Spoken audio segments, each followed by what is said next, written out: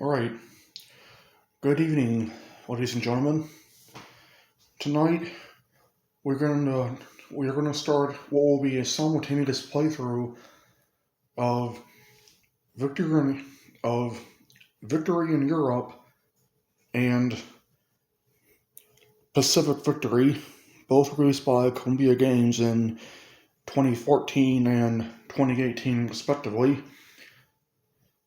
The Pacific game will begin in December 1941, while the European game will begin in September 1939. Henceforth, I will not start the Pacific game until the I will not start the Pacific game until the European game reaches the end of 1941. So with that started, let's begin.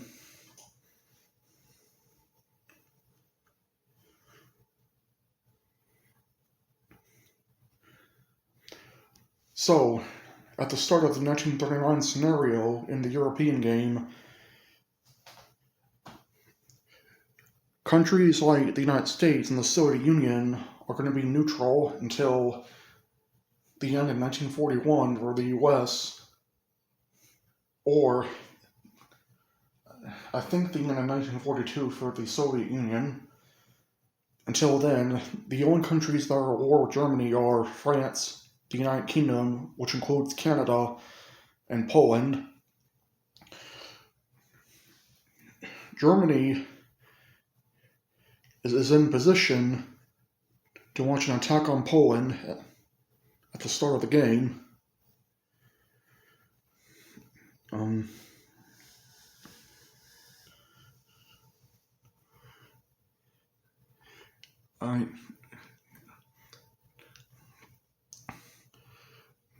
And the Poles have 3 armies at full strength, 2 of them in Warsaw.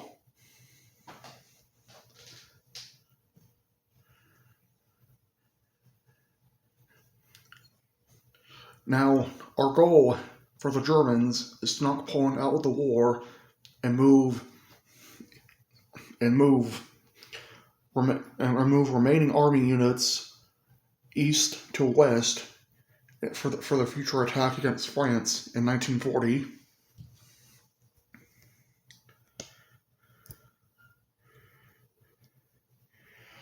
With that being said, let's start the attack on Poland.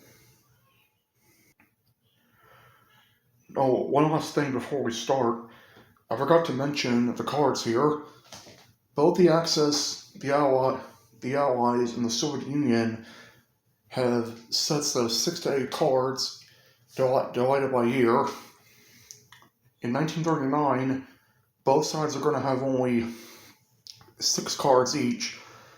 5 Allied cards, which is Great Britain, France, and the United States, and the 6th one being the Soviet card, while the Germans have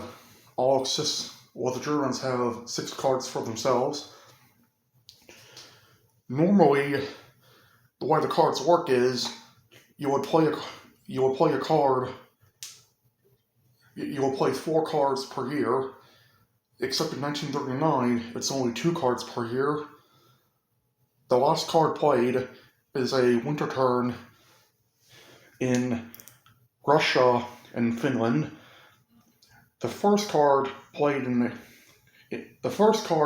year is a winter turn everywhere else. So I guess the last card played in the year would be like the autumn season everywhere else, whereas in Russia and Finland it will be winter there already. What we're going to do is shuffle the decks, the 1939 decks, including the Soviet card with the Allied deck, and draw 2. These will make up our card decks for 1939.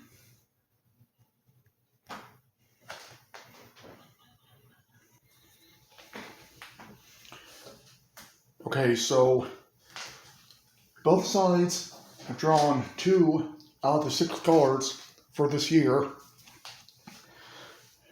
The Allies have drawn Saar offensive, 1 border plus 1 attack or retreat, with a command value of 3 for the French. British expedition, move the British Expeditionary Force to any French port with a command value of 2. And I'll explain what all that information on the cards means in a minute. The Germans have drawn the cards Pocket Battleship, Battlecruiser plus 1 firepower with a command value of 3, and a picture of the Graf Spee battleship,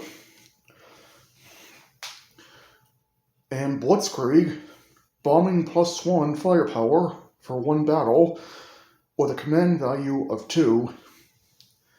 So I'm pretty pleased about that. So the number in the upper left corner is the number of attacks you can make with that card. You can move as many units as you want on the board, but in order to launch attacks, you're limited by the number in the upper left corner. There's also something called strategic movement. For one command point on the card, you can either move one army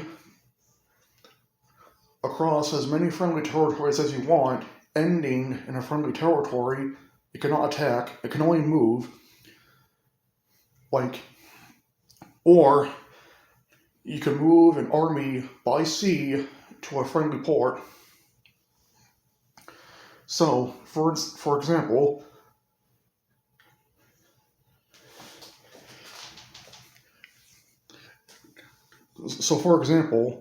I can use one of these command points to move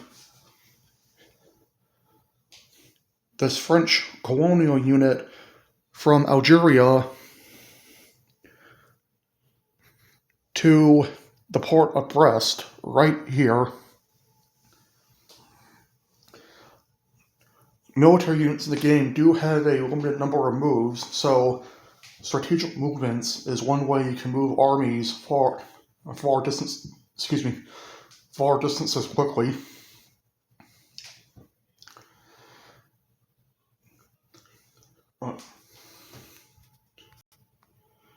Now, one thing to keep in mind is that air units and naval units don't have to pay this command point cost in order to rebase from one friendly territory to another. The only condition they have to meet is they cannot engage in combat. Any naval or air unit that engages in combat cannot make a free strategic move.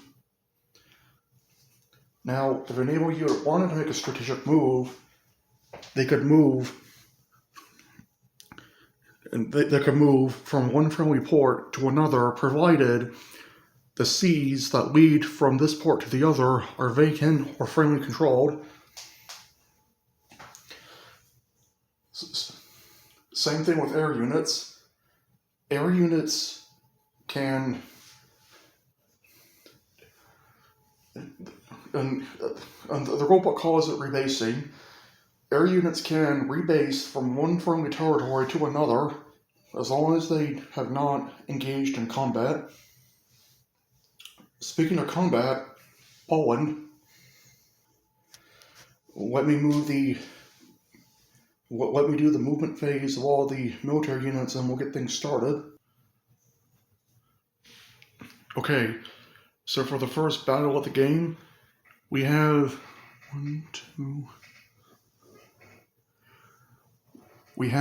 one tank army and 2 infantry armies, plus a dive bomber and a general attacking 2 Polish armies at Warsaw for the first battle. Adjacent to the south of Warsaw is the second battle. 3 infantry armies attacking 1 Polish army.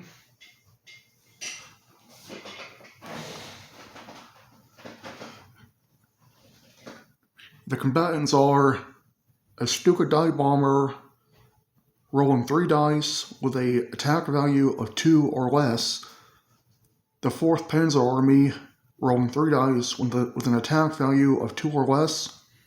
The 4th Army, 4 dice, attack value of 2 or less. The 3rd Army, 3 dice, 2 or less. And General Heinz Guderian, 2 dice with a combat value of 1. The letters next to the combat value on the upper right corner is the order of battle. Now the way this works is the defender normally gets to fire first. It's in alphabetical order. Like, units fire in alphabetical order, starting with the defender, but in this case, the attackers have a letter that's greater than the Poles, which means they get to fire first. The Stuka has a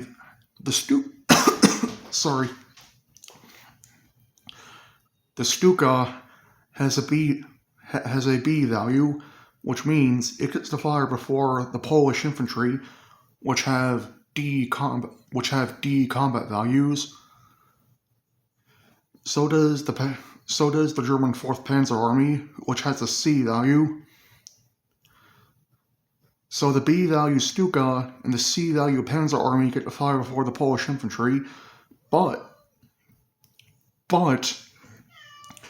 when the German infantry get to attack, because they have a combat value of D, just like the Polish infantry, the D valued combat, just like the Polish.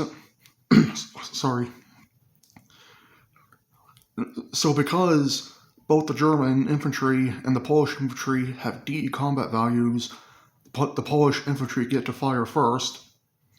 Then the German infantry get to fire.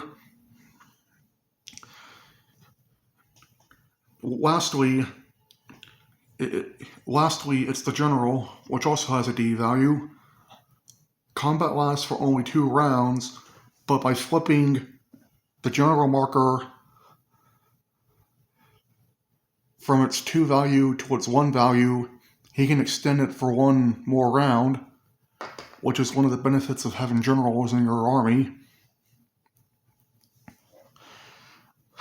The Germans played Blitzkrieg, which will give their Stuka a +1 bonus on its attack, and the Allies played the British Expedition card, which moves their British Expedition Force from London to the port of Brest in France, right there. Other than that, there hasn't been much movement. The only guys that really did any movement were the Soviets, moving units out of Moscow and Kharkov into Kiev and out of Stalingrad. Now keep in mind, they are neutral, so they can't really do much. Well, enough delays. Time to get this battle over with. We're back after those 2 battles, and we used to say in the German,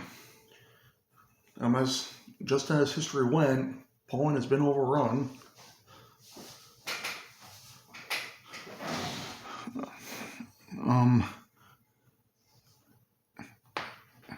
In fact, I'm looking over the units that participated. None of the Polish infantry got any hits. The German armies are virtually unscathed. And the second battle down here, south of Warsaw, in the adjacent territory, one of the German infantry was rolling 4 dice and got all 4 of them hits.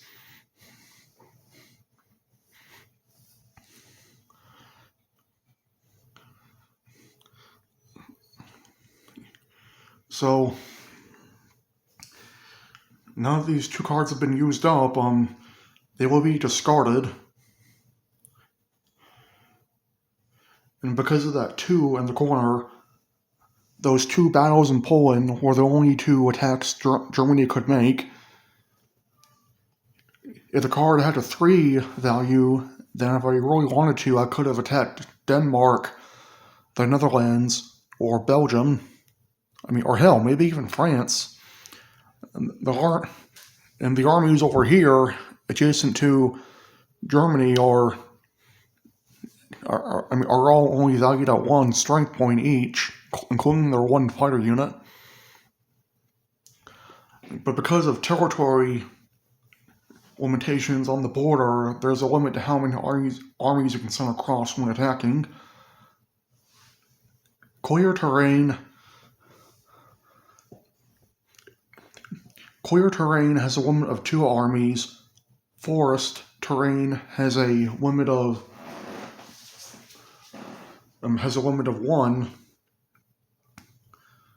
Desert 2. Mountain 1. River 1. However, in the wintertime, rivers in Finland and Russia will freeze over, increasing the border limit to 2. Straits 1. And oceans and seas have a naval stacking limit of 3. So, now that combat has concluded, we go to the supply phase. And since the game was just started, nobody is in jeopardy with supplies. And according to the gazetteer in the back of the rulebook,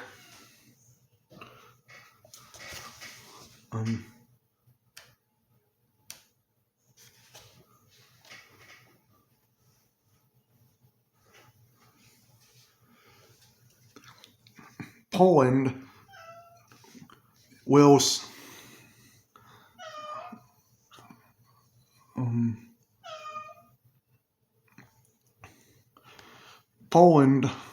surrender at the end of the supply phase, and it's one infantry unit with the yellow F on it needs to be placed in Great Britain at a strength value of 1, which would be this unit. That little yellow F in the corner there means a free Polish unit. So rotate him to a strength of 1. The number there meaning the number of dice they can roll. The number here, what they need to roll to get a hit, in this case being 2 or less. Rotate him to a strength of 1 and place him in Great Britain, which is going to be London. I also forgot to mention the Royal Air Force has moved a Spitfire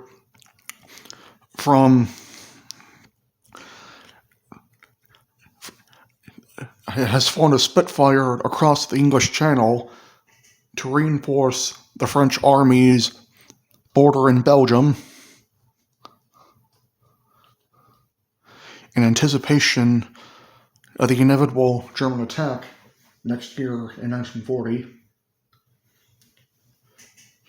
The second to last step before winter 1939 to 1940, otherwise known as the second and last card play of the game of the turn, the second to last card play of the turn is the diplomacy phase. As you can see here on the diplomatic table, the Axis and the Allies and the Soviets can commit a diplomatic roll with two dice, depending on which country you're targeting. It may be harder or easier to get them on your side. The modifiers are defined as proximity. If you have a friendly occupied area next to a neutral area that you're trying to sway to your side, you get a +1. If you're player 2 and player 1 fails at diplomat die roll on a country, and you target that same country diplomatically, then you get a +1 die modifier. If player 1 failed in attacking a neutral country, then player 2 gets a +2 to his die roll, to his diplomat die roll. Now, player 1 gets to make diplomat die rolls first. In order to determine who player 1 is, the command point value on these cards has to be higher than your opponent. But in the case of this turn, both the Allies and the Axis played 2 command point value cards, but according to the rules, the Germans win ties. Being that, the most logical, who should I pick? I mean, you know what? I'm going to try Finland. Now, Finland is up here, sandwiched between Leningrad and the Soviet Union, Sweden, and Norway. Finland historically was a pro-German country. If we can get Finland on the Germans' side, then they could be a distraction for the Soviets, especially when we eventually attack them in 1941. Now, as for the Allies, we could get Belgium, Norway, Sweden, or Denmark on our side. That might be the most ideal.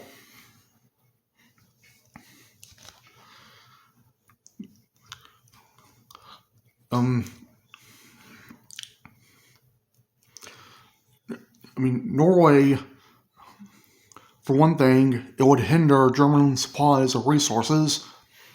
The way the economy of the countries working this game is there are numerical values and yellow triangles printed all over countries' homeland territories, which are resources.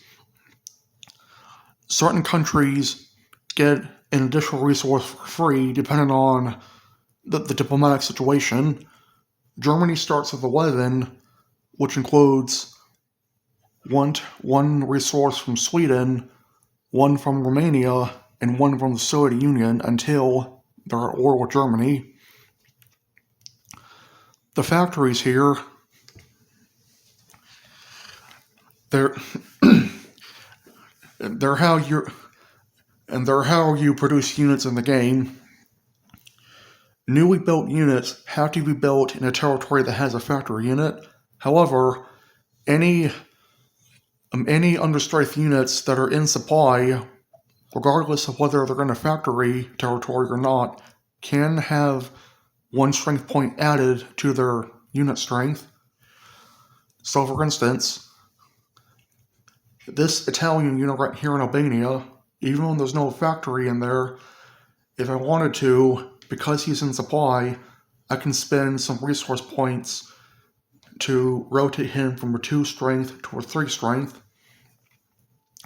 However, the industrial capacity of a nation is limited by the number of factories they have. Germany has 11 resources, but only 4, 5, 6, 7, 8, 9, but only 10 factories, which means he has only 10 build points. If he wants to utilize all 11 of them, he'd have to upgrade one of his factories steps. So think of it like this: Germany has 10 factory strength points total and 11 resources. Because he only has 10 factories, that 11th resource can't be used unless he builds up to 11 factory strength points.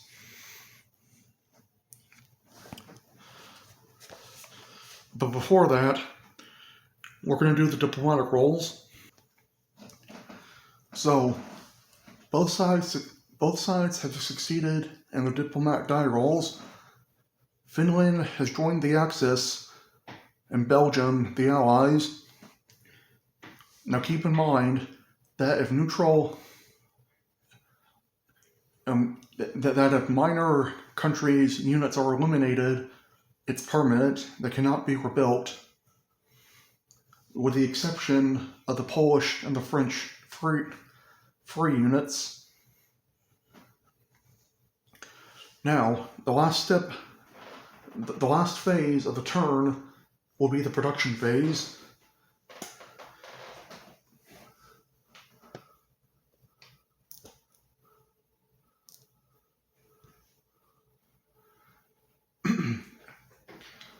As I mentioned before,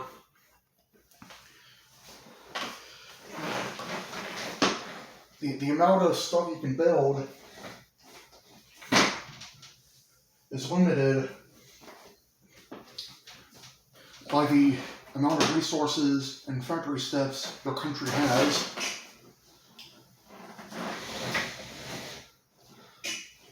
So, Germany has gained one additional resource in the Polish city of Krakow, which buffs it up from 11 resources to 12.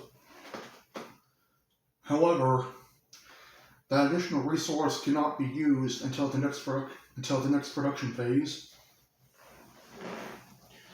In the meantime, we will set about strengthening units along the border between France and Germany, and maybe building up some naval units to make forays into the Atlantic.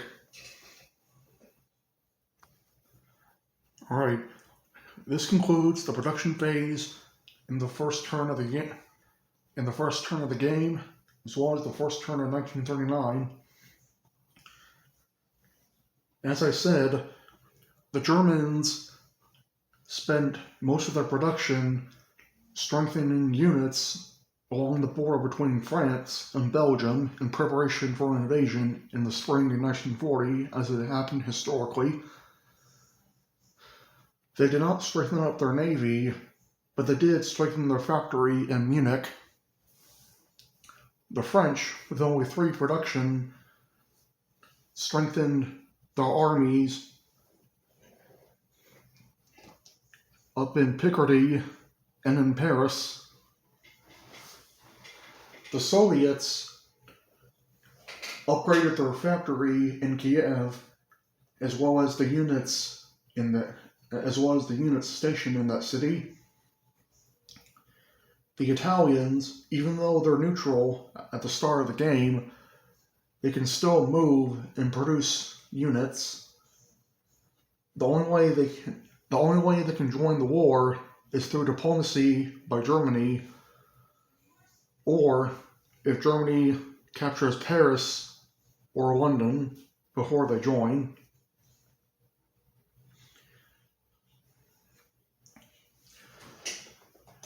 The UK spent its resources upgrading the British Expeditionary Force in the French port of Brest, upgrading its convoy in the Atlantic, which raises its resources from 7 to 8,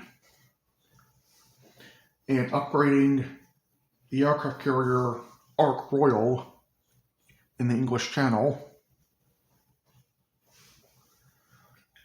This concludes the first turn of Victory in Europe. I will record the second turn tomorrow morning.